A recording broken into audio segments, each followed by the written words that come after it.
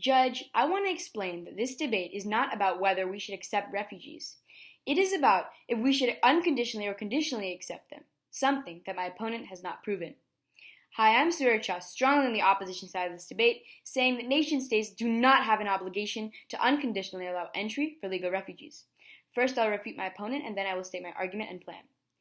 She had three major arguments. Her first argument stated that she needed to help people who are displaced. And she stated that 13.6 million people who were displaced. Now, I'd like to refute this in three ways.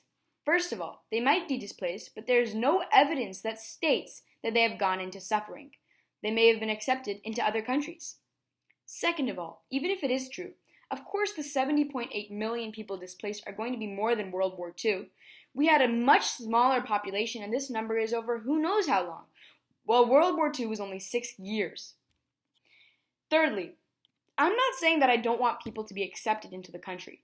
I just want nation-states to conditionally allow entry for legal refugees. She said that you cannot go anywhere if you're turned down, and refugees' lives will be ruined. But I will refute this by refuting the entire argument overall. Overall, I would like to make it crystal clear for you, Judge.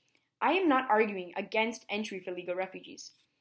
I'm arguing for allowing a conditional entry, which means that people's lives will not actually be ruined.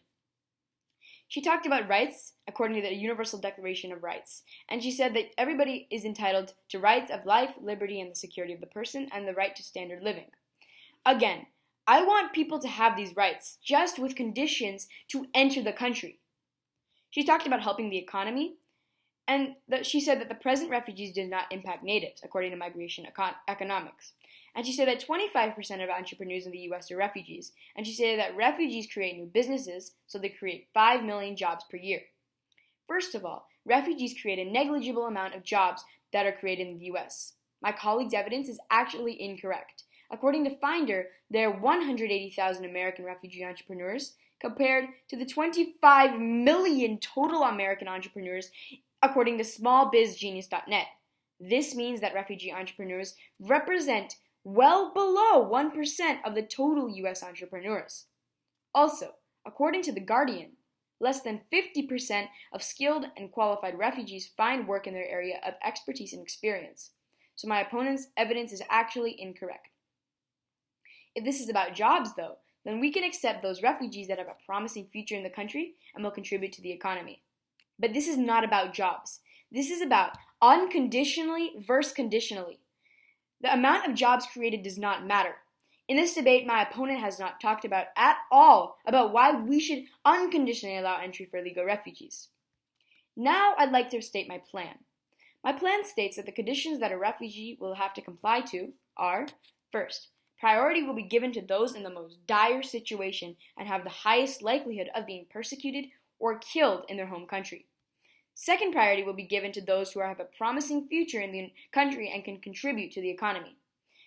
Thirdly, large-scale background checks will be in place so that criminals, including illegal drug dealers and terrorists, will not be accepted. These are also to analyze the severity of the conditions that the refugees are trying to escape, so that refugees most in danger will be accepted first. Now I'd like to go on to my first argument. My first argument states that refugees can lead to higher crime rates. My reasoning is that if refugees are unconditionally allowed entry into the country, then there is a much higher chance of crime since there are no background checks. According to The Local, in cases of murder, manslaughter, serious assault, and rape, asylum seekers, refugees, and tolerated foreigners, example those whose application for asylum has not been approved but they have not been deported, appear more highly than locals on average. In total, around 15% of crimes in these categories are committed by asylum seekers, refugees, and tolerated foreigners.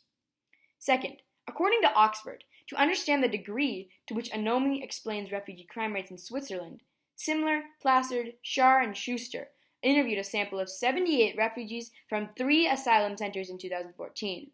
The sample was comprised of a large number of young single males who emigrated due to war or political persecution in their home nations. They found that refugees had higher rates of property crime, example shoplifting, compared to Swiss residents or other immigrant populations. According to The Hill, when as many as 125,000 Cubans reached Florida, it was discovered that the number of refugees that had been released from Cuban jails and mental health facilities. Without any way to check, the U.S. had to simply document the stories provided by the refugees and house them in squalid camps throughout the Miami area. My impact is that crime rates would increase if we refugees were unconditionally allowed entry, affecting the rights of legal citizens in the countries to which the refugees are accepted. Judging conclusion, we may be able to accept refugees, but let's do it responsibly and conditionally. Thank you, and please vote for the opposition side of this debate.